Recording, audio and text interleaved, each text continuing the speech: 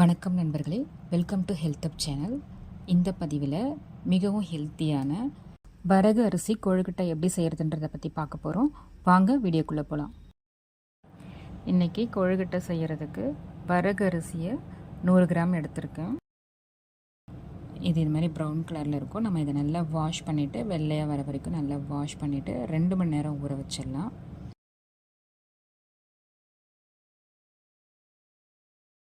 தண்ணி நல்லா தெளிவாக இருக்கிற மாதிரி நம்ம வாஷ் பண்ணி வச்சிடலாம். இது இப்படி இருக்கட்டும். இப்போ 2 மணி நேரம் ஆகிடுச்சு. 2 மணி நேரம் கழித்து பார்த்திங்கன்னா இப்படி இருக்கும். நல்லா ஊறிடுச்சு. இப்போ நம்ம ப்ரிப்பேர் பண்ண ஆரம்பிச்சிடலாம்.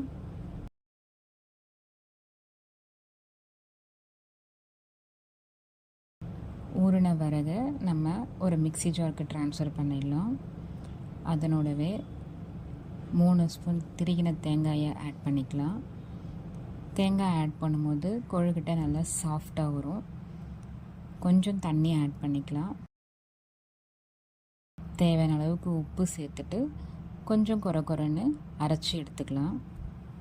இந்த பதத்துக்கு கொஞ்சம் குறைன்னு அரைச்சி எடுத்துக்கலாம்.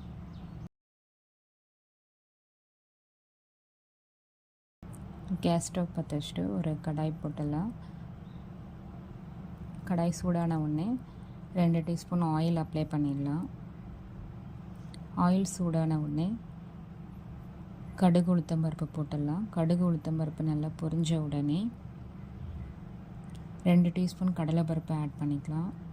கொஞ்சம் கலர் மாறின உடனே ஒரு பெரிய வெங்காயத்தை பொடியாக கட் பண்ணி வச்சுருக்கோம். கருவேப்பிலையும் பொடியாக கட் பண்ணி வச்சுருக்கோம், சேர்த்துக்கலாம்.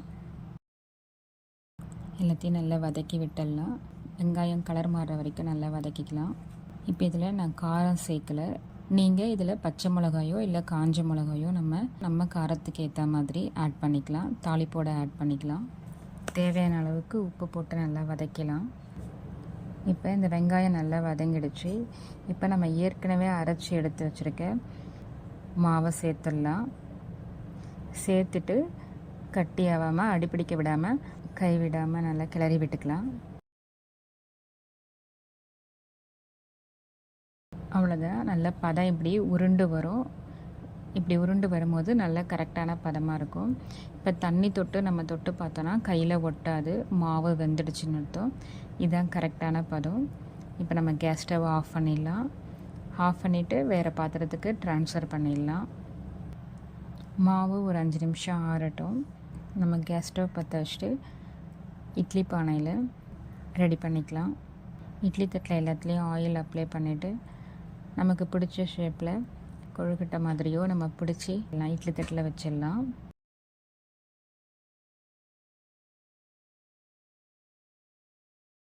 இப்போ நம்ம மூடிட்டு 10 நிமிஷம் போதும்.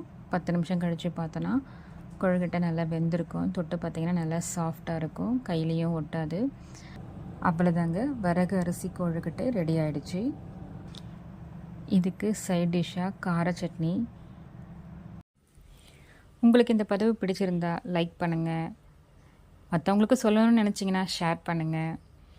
கண்டினியூஸாக இதை மாதிரி நல்ல விஷயங்களை பார்க்கணுன்னு நினச்சிங்கன்னா சப்ஸ்கிரைப் பண்ணுங்கள். மீண்டும் ஒரு நல்ல பதிவில் சந்திப்போம். நன்றி.